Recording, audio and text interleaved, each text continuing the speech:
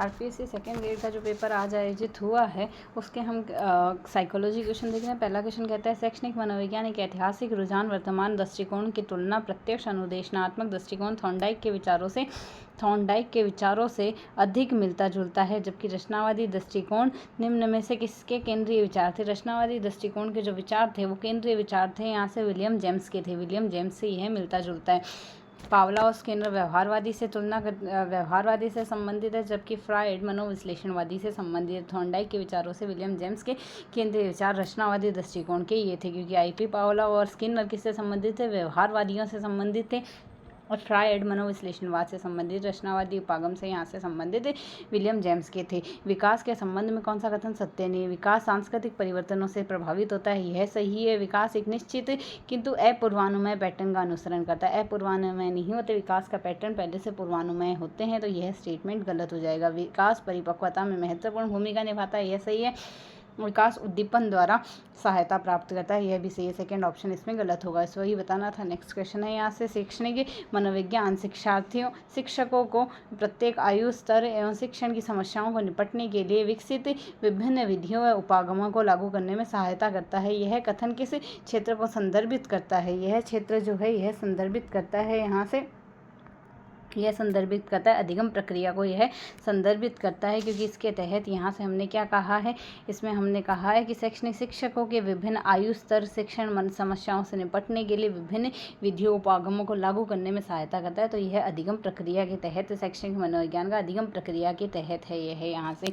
Next कहता है नीचे दिए गए मनोवैज्ञानिकों के समूह के अनुसार अधिगम के संज्ञानात्मक सिद्धांत में योगदान दिया।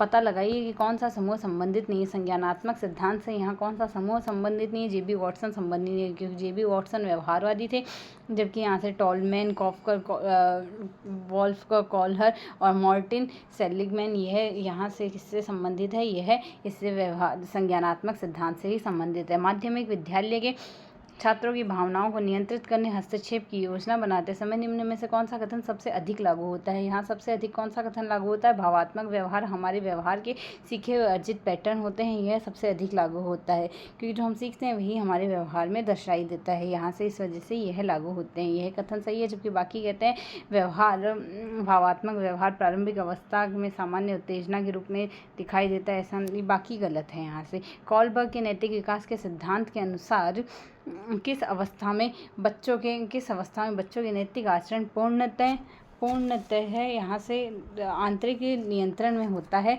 और वे अपना व्यवहार आंतरिक मानकों के अनुसार करते हैं। कौन से स्तर में करते हैं, यह करते हैं यहाँ से इसमें करेंगे यहाँ से यह रूढ़िगत नैतिक तर्कणा के स्तर में यह करेगा। फ्रायड के व्यक्तित्व मनोविश्लेषण सिद्धांत नीचे दिए गए दो कथन है यहाँ से अहम व्यक्ति की प्रवृत्तिजन्य ऊर्जा का स्रोत होता है, ऐसा नहीं है, क्योंकि जो अहम होता है इसे आईडी कहेंगे। अगर हम देखें इसको अहम, ये आईडी को नहीं, यहाँ से अगर देखें तो आईडी जो होती है इसमें यह लिबिडो इंस्टिंक्ट एनर्जी होती है। यहाँ से इंग्लिश में क्या लिखा, ego is a source of instruction energy, ego नहीं होता है, आईडी होती है। यहाँ से आईडी यह लिबिडो इंस्टिंक्ट एनर्जी होती है, आईडी यहाँ से लिबिडो इंस्टिंक्ट एनर्जी आएगी यहाँ से, तो इस वजह से यह ईगो के लिए कहा, ईगो नहीं होता है ऐसा, तो इस वजह से ये स्टेटमेंट गलत हो गया। नेक्स्ट कहता है ego does not care for moral values society और अदर इंडिविजुअल्स, ईगो तो करता है, यहाँ से अगर देखें जो आईडी होती है वह नहीं करती, जबकि ईगो तो यहाँ रियलिटी पे ही काम करता है, पर ये कह रहा है रियल वैल्यूज सोसाइटीज़ इन पे काम नहीं करता,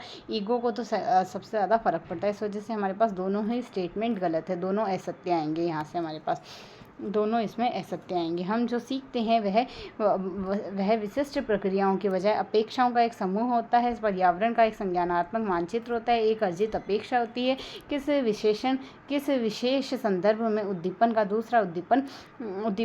दूसरा उद्दीपन होगा, यह यहाँ से एक उद्दीपन के बाद दूसरा उद्दीपन किस कंडीशन में होगा, संकेत अधिगम के तहत यह होता है यहाँ से। नेक्स्ट है रचनावाद के संबंध में दो मुख्य विचार होते हैं। पहला तो शिक्षार्थी समझ के निर्माण में निष्क्रिय होता है। रचनावाद में यह तो सबसे गलत स्टेटमेंट है, क्योंकि रचनावाद में यहाँ से शिक्षार्थी जो होते हैं समझ के निर्माण में खुद सक्रिय होते हैं, इस वजह से ये स्टेटमेंट तो गलत हो गया। ज्ञान निर्माण की प्रक्रिया में सामाजिक अंतःक्रियाएं महत्वपूर्ण होती है, यह सही है, क्योंकि वाइगोत्स्की का कहना है ज्ञान निर्माण के केस में स्टूडेंट सबसे ज़्यादा ज्ञान अंतःक्रिया में एक्टिव होगा। यहाँ से गार्डनर के बहुबुद्धि सिद्धांत के अनुसार निम्न में से बुद्धिमत्ता का यहाँ से सही मिलान इसमें